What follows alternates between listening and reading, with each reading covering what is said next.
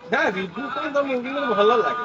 ଭଲ ଲାଗେ ବିନା ମାନେ ଟେଷ୍ଟଟା ଯେମିତି ଲାଗେ ତେଲ ପକେଇବ ଟେଷ୍ଟଟା କଣ ଲାଗିବ ବିନା ଯୋଉ ତେଲରେ ଟେଷ୍ଟଟା କଲେ ସତରେ ବିନା ତେଲ ମସଲା ଚାଟ୍ ମତେ କାହିଁ ବିଶ୍ୱାସ ହଉନି। ନା ନା ତେଲ ପଡୁନି, ତେଲ ଅଦା ରସୁଣ କିଛି ପଡୁନି। କିଛି ପଡୁନି।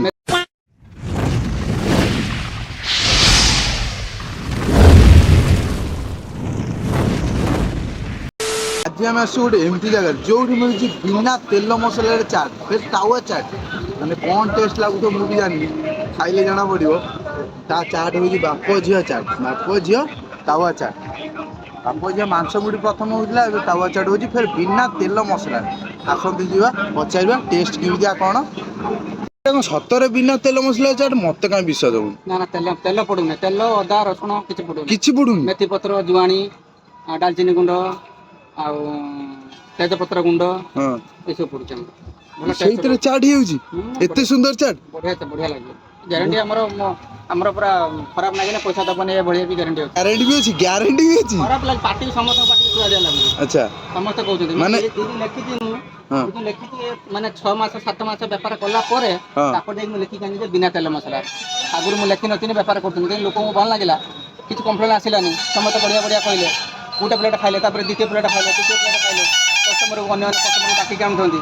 ସେଇ ହିସାବରେ ତାପରେ ପଛଟା ଲେଖିନି ଆଉ, ନା ଆଗରୁ ଲେଖିନଥିଲି ଫାଷ୍ଟ। ଭାଇ ଅବଭିୟସଲି କଷ୍ଟମରକୁ ଡାକିକି ଏନେ ବିନା ତେଲ ମସଲା ଚାଟ୍ ଭାଇ ଫାଷ୍ଟ ଟାଇମ୍ ପେଟ ପାଇଁ ବହୁତ ବଢିଆ, ପେଟ ପାଇଁ ବହୁତ ବଢିଆ। ଆଉ ଟେଷ୍ଟ ବି ବହୁତ ବଢିଆ ଟେଷ୍ଟ ଅଛି। ବି ବହୁତ ବଢିଆ ଅଛି। ଚାଟ୍ ସହିତ ଆଗରୁ ଫେର୍ କଣ କରୁଥିଲେ? ଆଗରୁ ଆମର ଥିଲା ମାଂସ ମୁଢି ଥିଲା। ମାଂସ ମୁଢି ଥିଲା, ସେଟା କେମିତିଆ କଣ ବନ୍ଦ କରିଦେଲେ କାହିଁକି? ସେଟା ବନ୍ଦ କରିଦେନି, ଗୁରୁବାର ବନ୍ଦ, ସୋମବାର ବନ୍ଦ, ମାସନ୍ତ, ସଂକ୍ରାନ୍ତି, ଅମାବାସ୍ୟା ବହୁତ ମାନେ ବନ୍ଦ କରି ଲାଷ୍ଟକୁ ପୁରା ବନ୍ଦ କରିଦେଲି।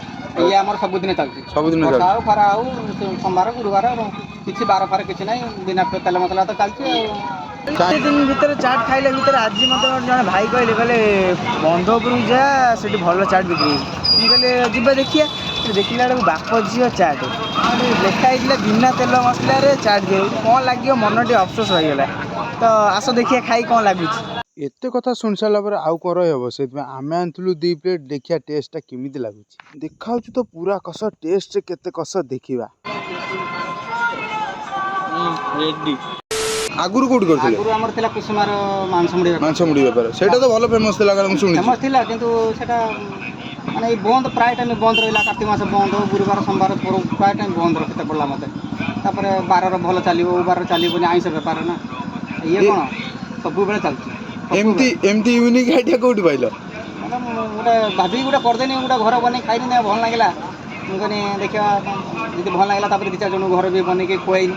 ସେ କହିଲେ ନା ବହୁତ ବଢ଼ିଆ ଲାଗୁଛି, ନିଶ୍ଚିତ ଇଏ ରେକର୍ଡ଼ କରିବ। ହଁ ଆଉ ସତ ତାପରେ ଚାଲୁ କରିଦେନି, ଚାଲିଛି ଆଉ। ତାପରେ ପଛରେ ମୁଁ ବ୍ୟାନର ବନେଇକି ଆଣି ଯେ ବିନା ତେଲ ମସଲା ପଛରେ ଲେଖା ହେଲା, ନା ଆଗରୁ ଲେଖା ନଥିଲା। ଆଚ୍ଛା ଏଟା ଗୋଟେ ସିକ୍ରେଟ୍ ରଖିଥିଲି, କାହିଁ ଲୋକ କମ୍ପ୍ଲେନ୍ କରିବେ। ହୁଁ। ଆମେ ତେଲ ମସଲା ଫେର ଦବା, ଲୋକଙ୍କର କିଛି କମ୍ପ୍ଲେନ୍ ନାହିଁ, ତାଉ କାହିଁ ତେଲ ମସଲା ପକେଇବା କ'ଣ ଦରକାର। ଆଚ୍ଛା ନାଁଟା ୟୁନିକ୍ ଖାଇ ବାପ ଝିଅ ଆମର ଚାଟ୍। କେହି ନାହାନ୍ତି, କେବଳ ବାପ ଝିଅ 2 ଜଣ, ଆଉ ସମସ୍ତେ ଆମକୁ ଜାଣିଛନ୍ତି ବାପ ଝିଅ ବୋଲି। ଆଚ୍ଛା ସେଇ ହିସାବରେ କେହି ନାହାନ୍ତି ମାନେ ପରିବାରର କେହି ନାହାନ୍ତି? ପରିବାର ଆମର କେହି ନାହାନ୍ତି, କେବଳ ବାପ ଝିଅ 2 ଜଣ, ଆଉ କେହି ନାହାନ୍ତି। କେବଳ ବାପ ଝିଅ 2 ଜଣ, ସେଇଥିପାଇଁ ୟୁନିକ୍ ଦେଇଛ ବାପ ଝିଅ ଚାଟ୍। ଆମର ବାପ ଝିଅ ଫାଷ୍ଟ ଥିଲା, ବାପ ଝିଅ ବାରମଜା ଥିଲା। ବାରମଜା। ହଁ, ବାରମଜା ବେପାର କରୁଥିଲେ, ତାପରେ ତାକୁ ବନ୍ଦ କରିଦେଇକି ତାପରେ ଚାଟ୍ ଦୋକାନ ବାପ ଝିଅ ମାଂସ ମୁଢି କଲେ। ହୁଁ। ତାକୁ 2 ବର୍ଷ ବନ୍ଦ କରିଦେଇକି ତାପରେ ଏବେ ବାପ ଝିଅ ଚାଟ୍ ମାନେ ଚାଲିଛି। ଟୋଟାଲ ସମୁଦାୟ କେତେ ବର୍ଷ ହବ? ଟୋଟାଲ 6-7 ବର୍ଷ 6-7 ବର୍ଷ ହବ। ମାନେ ସେଇ କୁସୁମାରେ ହଁ, କୁସୁମା। କୁସୁମାରେ ମାନିବାକୁ ପଡିବ ବା ଆମେ ମାନେ ଏଇଠି ଚାଟ୍ଟା ଏଇଠି କରିଦେଇଛେ ପାଖରେ, କାହିଁକି ଆଉ କୁସୁମା ବେକାରଟା ଯିବା ଏତେ ବାଟ। ହଁ ଏଇଠି ତ ଭଲ ଚାଲିଛି, ଆଉ ଲୋକ ତ କୁସୁମାରୁ ତ ଏଇଠିକି ଆସୁଛନ୍ତି। ଆମର କୁସୁମାରୁ କଷ୍ଟମର ଏଇଠିକି ଆସୁଛନ୍ତି ଖାଇବା ପାଇଁ। ଯେତେବେଳେ ପ୍ରଥମ ଦୋକାନ କରିଥିଲେ ଚାଲିଥିଲା ନା? ହଁ। ଚାଲିଥିଲା, ପ୍ରଥମ ଦୋକାନ କଲେ ଚାଲିଲା, ଯାହେଲେ ଟିକେ ଡାଉନ୍ ଥିବ। ନା ଫାଷ୍ଟ ମୁଁ ରଖିଦେଇଥିଲି ପ୍ଲେଟ୍ 20 ଟଙ୍କା। ହଁ ସେଥିପାଇଁ ଲୋକଙ୍କର ଟିକେ ମାଡ ହେଲା, ଲୋକ ଜାଣିଲେ, ଟେଷ୍ଟ ପାଇଲେ, ତାପରେ 30 ଟଙ୍କା କରିଦେଇଛି। ଆଚ୍ଛା ତାପରେ କରିନଥିଲି, ଆଳୁ ବଢିଲା ବୋଲି 30 ଟଙ୍କା କରିଦେଇଛି। ତାପରେ ସମସ୍ତଙ୍କର 40 ଟଙ୍କା ନା ଚାଲିଛି, ଆଉ ମୁଁ ହଁ 30 ଟଙ୍କା ରଖିଛି, କିଛି ଖରାପ ରଖିନି। ସମସ୍ତଙ୍କର ଯେତେବେଳେ 30 ଟଙ୍କା ଥିଲା, ସେତେବେଳେ ମୁଁ 20 ଟଙ୍କା ରଖିଥିଲି। ସମସ୍ତଙ୍କର 30 ଥିଲା, ମୁଁ 20 ରଖିଥିଲି। ହୁଁ ଏବେ ସମସ୍ତଙ୍କର 40, ମୋର 30। ଆଚ୍ଛା ବିନା ତେଲ ମସଲାରେ ଯାହାହେଲେ ବି ୟୁନିକ୍ ଜିନିଷ ନା, ଯିଏ ନାହିଁ ସିଏ ଖାଇପାରିବ। ପାଟିକି ମାନେ କଷ୍ଟମର ପାଟିକି ଭଲ ଲାଗେନା ହେଲା, ମୁଁ ଖାଲି କହିନେ କ'ଣ ହବ। ଆଚ୍ଛା କଷ୍ଟମର ଖାଉଛନ୍ତି, ଲୋକଙ୍କୁ ବି ଆଣିକି ଖୁଆଉଛନ୍ତି, ହୁଁ ପୁଣି ଫେରେ ଖାଉଥିବେ, ଏଣେ କଲ୍ କରୁଥିବେ ଭଲ ହେଇଛି, ଏଟା ନେଇଯିବି ନା ପାର୍ସଲ। ହୁଁ।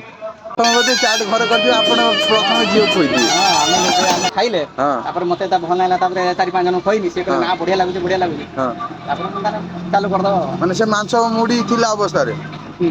ଥିଲା ଅବସ୍ଥାରେ ନା ଟୋଟାଲ ବନ୍ଦ କରିନାହାନ୍ତି? ନା ମାଂସ ମୁଢି ବନ୍ଦ ହେଲା, ହୁଁ ତାପରେ ଇଏ ଚାଟ୍ ଚାଲୁ ହେଇଗଲା। ଆଚ୍ଛା ଆଉ ବ୍ୟାନର ବନେଇ ନଥିଲି ବ୍ୟାନର ପଛରେ ବନେଇନି ମାନେ ଲୋକଙ୍କୁ ଯଦି ଫାଷ୍ଟ ଲେଖିଦେମି ତେଲ ମସଲା ଲୋକଙ୍କ ମନ ଭିତରେ ଗୋଟେ ଟେନସନ୍ ଆସିଯିବ ଲୋକ ଖାଇବେ ନ ଖାଇବେ ଲୋକ ଯଦି ତା ଟେଷ୍ଟ ପାଇଗଲେ ଖାଇଲେ ତାପରେ ମୁଁ ସେଠୁ ଛାପି ଆଣିନି ତାପରେ ଛାପି ଆଣିଲା ପରେ ଲୋକ କମ୍ପ୍ଲେନ୍ କଲେ କ'ଣ ତେଲ ମସଲାରେ କ'ଣ ଲାଗିବ ମୁଁ ନା ଆଗରୁ ଯାହା ଲାଗୁଥିଲା ସେଇଆ ଲାଗିବ ନା ଆମେ ଯେଉଁ ଖାଉଥିଲେ ଭଲ ଲାଗୁଥିଲା ସେଇ ତେଲ ମସଲା ବିନା ତେଲ ମସଲା ବିନା ତେଲ ମସଲା ମସଲା ମସଲି ଲୋକ ଖାଇବା ପାଇଁ ଲୋକ ମସଲା ମସଲି ଖାଇକି ବିରକ୍ତ ପାଇଲେଣି ସବୁଆଡ଼େ ତ ତେଲ ମସଲାର ଭରା ହଁ ଲୋକ ବିରକ୍ତ ପାଇଲେଣି ଏଠି ମାନେ ମେଥି ପତ୍ର ଜୁଆଣି ଆଉ ଡାଲଚିନି ଗୁଣ୍ଡ ଆଉ ଗୁଜୁରାତି ଚାଟ୍ ମସଲା ଏସବୁ ପଡ଼ିଲା ତ ଆଉ କ'ଣ ଆଉ ତେଲ ମସଲା ପକେଇବା କ'ଣ କିଛି ଦରକାର ନାହିଁ ସିଏ ତ ଠିକ କଥା ଯାହେଲେ ହେଲ୍ଦି ଜିନିଷ ନା ତାକୁ ଭଲ ବଢ଼ିଆ ବେପାର ବି ଭଲ ହେଉଛି ବେପାର ଭଲ ହଉଛି। ମୋତେ ବି ଭାରି ଖୁସି ଲାଗୁଛି ମାଂସ ମୁଟା କ'ଣ 50 ଟଙ୍କା ରେଟ୍ ଥିଲା 100 ଟଙ୍କା ରେଟ୍ ଥିଲା ତାକୁ ଖାଉନଥିଲେ ଲୋକ ଟିକେ କଷ୍ଟ ଲାଗୁଥିଲା ଏଟାରେ କ'ଣ 30 ଟଙ୍କାରେ କ'ଣ ଅଛି ଯେ ପାଶେ ଖାଇଲେ ଭଲ ଆଚ୍ଛା ଆଚ୍ଛା ଆଉ ଲୋକମାନଙ୍କୁ କିଛି ସଜେସନ୍ ଦେବାକୁ କ'ଣ ଚାହୁଁଛନ୍ତି? ହଁ ଯଦି ଆପଣ ଡକ୍ଟର ପ୍ରାୟ କହୁଛନ୍ତି ତେଲ ମସଲା ଖାଇବା ପାଇଁ ବାରଣ କରୁଛନ୍ତି ତ ଏଠିକି ଆସନ୍ତୁ କାହିଁକି ଟେଷ୍ଟ କରନ୍ତୁ ଯଦି ଆପଣଙ୍କୁ ଭଲ ଲାଗିଲା ତ ଖାଆନ୍ତୁ ପାର୍ସଲ ବି ନିଅନ୍ତୁ ସମସ୍ତଙ୍କୁ ଭଲ ଲାଗୁଛି ତ ପ୍ରାୟ ମୁଁ ଏଠି ବର୍ଷେ 1.5 ବର୍ଷ ହେଲା ଦୋକାନ ହେଲାଣି ମାତ୍ର 2 ଜଣଙ୍କୁ ଖରାପ ଲାଗିଛି 2 ଜଣକୁ 2 ଜଣଙ୍କୁ ମାତ୍ର ଖରାପ ଲାଗିଛି ମୋ ଝିଅଣା ଖାଇ କହୁଛି 2 ଜଣ ମୋତେ କହିଛନ୍ତି ବେକାର ଚାଟ୍ ଭଲ ଲାଗୁଛି ମାନେ ହଉ ଠିକ୍ ଅଛି ତାଙ୍କ 2 ଜଣ କଥାରେ କ'ଣ ଅଛି ପ୍ରାୟ ଲୋକ ତ କହୁଛନ୍ତି ଭଲ ଲାଗୁଛି ସେ 2 ଜଣ କଥାରେ କ'ଣ ଅଛି 2 ଜଣ ଭଲ ଭଲ ଲୋକ ବି 2 ଜଣ କହିଛନ୍ତି ଖରାପ ମାନେ ଗିଭ୍ ଅପ୍ କରିବାର ନାହିଁ ସିଏ ତାଙ୍କର କହିଲେ କ'ଣ ତାଙ୍କ କଥାରେ କ'ଣ ଅଛି ମୋତେ ଯଦି 10 ଜଣ ଯେଟା କହିବେ ମୁଁ ତାଙ୍କ କଥା ମାନିବି ନା ଆଉ ତାଙ୍କ 2 ଜଣ କଥାରେ କ'ଣ ଅଛି ଲୋକ ତ କହିବେ ନା ସେ 2 ଜଣଙ୍କ ପାଟି ତାଙ୍କ ପାଟି ଖରାପ ଥିବ ତାଙ୍କୁ ଜ୍ୱର ନୁଆର ହେଇଥିବ କି କ'ଣ ଥଣ୍ଡା ଫଣ୍ଡା ହେଇଥିବ ଟେଷ୍ଟ କମି ହେଇଥିବ ସେ ଜାଣିପାରୁନଥିବ ସେଥିପାଇଁ ସେ କ'ଣ କହୁଛନ୍ତି ହଉ ସେ ଏଇ ଭିଡ଼ିଓଟା ଦେଖି ନେକ୍ସଟ ଆସିବେନି ଖାଇବାକୁ ଏ ଆସିନା ଆସନ୍ତୁ ନ ଆସିନା ଆମର କ'ଣ ଅଛି ଆମର ତ ବେପାର ତ ହେଉଛି ଆମର କ'ଣ ଅଛି ଯାହାକୁ ଖରାପ ଲାଗିଲା ସେ ନ ଆସିବା ଦରକାର ବାସ୍ ଖୋଲା କଥା ଯାହାକୁ ଭଲ ଲାଗିଲା ସେ ଆସନ୍ତୁ ଖାଆନ୍ତୁ ଆମର ତ ତେଲ ମସଲା ପଡ଼ୁନି ଆଉ କିଛି ବେମାର ହେବା ନାହିଁ ବରଂ ଆହୁରି ବେମାର ଭଲ ହେଇଯିବ ଆଉ ଜୁଆଣି ମେଥି ପତ୍ର ପଡ଼ିଲା ମାନେ ଏଇଟା ପେଟ ପାଇଁ ଭଲ ନା ଆଉ କ'ଣ ମେଥି ପତ୍ର ପକାଉଛନ୍ତି ନା ଜୁଆଣି ପକାଉଛନ୍ତି ନା ଚାଟ୍ଟା ବି ବହୁତ ସୁନ୍ଦର ଦେଖାଯାଉଛି ସୁନ୍ଦର କିଛି ନାହିଁ କିନ୍ତୁ ଟେଷ୍ଟ ପେଟ ପାଇଁ ବହୁତ ବଢ଼ିଆ ବା ମାନେ ଟେଷ୍ଟ ଜଣା ପଡୁନି ଆଉ ଆମ ଘର ଫ୍ରିଜ୍ ନାହିଁ ନା ବାସି କେବେ ପାଇବନି ଆଚ୍ଛା ଆମର ବେପାର କରିବା ଉଦ୍ଦେଶ୍ୟ ନୁହେଁ କେବଳ ଗୋଟେ ଟାଇମ୍ ପାସ୍ ବାସ୍ ଖର୍ଚ୍ଚ ପାଣି ଉଠୁ ବାପ ଝିଅଙ୍କର ବାପ ଝିଅ ମାଂସ ମୁଢ଼ି ପ୍ରଥମ ହେଉଥିଲା ଏବେ ତାୱା ଚାଟ୍ ହେଉଛି ଫେର୍ ବିନା ତେଲ ମସଲା ଆସନ୍ତୁ ଯିବା ପଚାରିବା ଟେଷ୍ଟ କେମିତିଆ କ'ଣ ଖାଲି ବିନା ତେଲ ମସଲାରେ ଏମିତି ଲାଗୁଛି ତେଲ ମସଲା ପଡ଼ିଲେ କ'ଣ ଲାଗିବ କ'ଣ ଲାଗୁଛି ଟେଷ୍ଟ କେମିତିଆ ଅଛି ରେଡି ବିନା ତେଲ ମସଲା ଚାଟ୍ ପ୍ରଥମ ଥର ଖାଇଲେ ନା ସିଏ ବି ୟୁନିକ୍ ଦେଖାଯାଉଛି ଆଗରୁ କୋଉଠି କରିଥିଲେ ଆଗରୁ ଆମର ଥିଲା କୁସୁମାର ମାଂସ ମୁଢ଼ି ବେପାର ସେଇଟା ତ ଭଲ ଫେମସ୍ ଥିଲା କାରଣ ମୁଁ ଶୁଣିଛି ଫେମସ୍ ଥିଲା କିନ୍ତୁ ସେଟା ମାନେ ଏଇ ବନ୍ଦ ପ୍ରାୟ ଟାଇମ୍ ବନ୍ଦ ରହିଲା କାର୍ତ୍ତିକ ମାସ ବନ୍ଦ ଗୁରୁବାର ସୋମବାର ପ୍ରାୟ ଟାଇମ୍ ବନ୍ଦ ରଖିତେ ପଡ଼ିଲା ମୋତେ ତାପରେ ବାରର ଭଲ ଚାଲିବ ବାର ଚାଲିବନି ଆଇଁଷ ବେପାର ନା ଇଏ କ'ଣ ସବୁବେଳେ ଚାଲୁଛି ଏମିତି ୟୁନିକ୍ ଆଇଡିଆ କୋଉଠି ପାଇଲ ମାନେ ମୁଁ ଗୋଟେ ଭାବିକି ଗୋଟେ କରିଦେନି ଗୋଟେ ଘର ବନେଇ ଖାଇନି ନା ଭଲ ଲାଗିଲା ମୁଁ କହିନି ଦେଖିବା ଯଦି ଭଲ ଲାଗିଲା ତାପରେ 2-4 ଜଣଙ୍କୁ ଘର ବି ବନେଇକି ଖୁଆଇନି ସେ କହିଲେ ନା ବହୁତ ବଢ଼ିଆ ଲାଗୁଛି ନିଶ୍ଚିତ ଇଏ ରେକର୍ଡ଼ କରିବ ଆଉ ସତ ତାପରେ ଚାଲୁ କରିଦେଲି ଚାଲିଛି ଆଉ ତାପରେ ପଛରେ ମୁଁ ବ୍ୟାନର ବନେଇକି ଆଣି ଯେ ବିନା ତେଲ ମସଲା ପଛରେ ଲେଖା ହେଲା ନା ଆଗରୁ ଲେଖା ନଥିଲା এটা ଗୋଟେ ସିକ୍ରେଟ୍ ରଖିଥିଲି ମୁଁ କାହିଁ ଲୋକ କମ୍ପ୍ଲେନ୍ କରିବେ ଆମେ ତେଲ ମସଲା ଫେର ଦେବା ଲୋକଙ୍କର କିଛି କମ୍ପ୍ଲେନ୍ ନାହିଁ ତ କାହିଁ ତେଲ ମସଲା ପକେଇବା କ'ଣ ଦରକାର ଆଚ୍ଛା ନାଟା ୟୁନିକ୍ ଖାଇ ବାପ ଝିଅ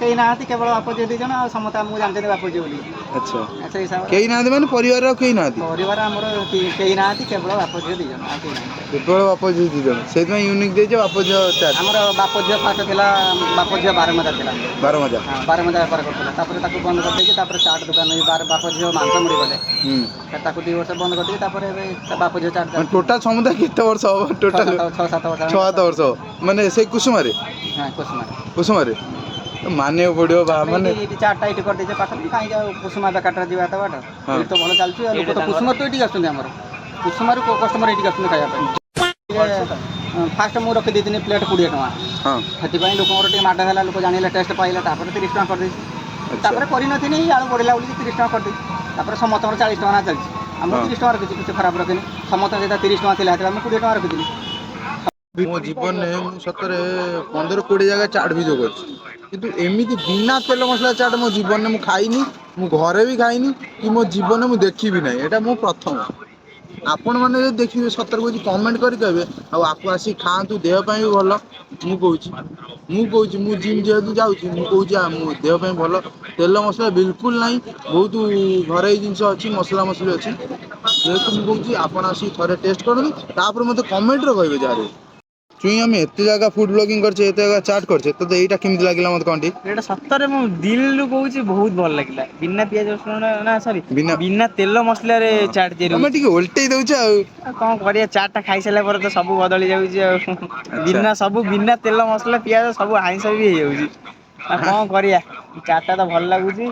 ଆଉ ଆପଣ ବି ଥରେ ଆସିକି ଟେଷ୍ଟ କରିବେ। ଏତେ ଦିନ ବୁଲିଲା ପରେ ମୁଁ ଆଜି ମୁଁ ମାନେ ତଥାପି ବହୁତ ବର୍ଷ ହେଲାଣି ମୁଁ ଚାଟ୍ କେବେ ଖାଇନଥିଲି।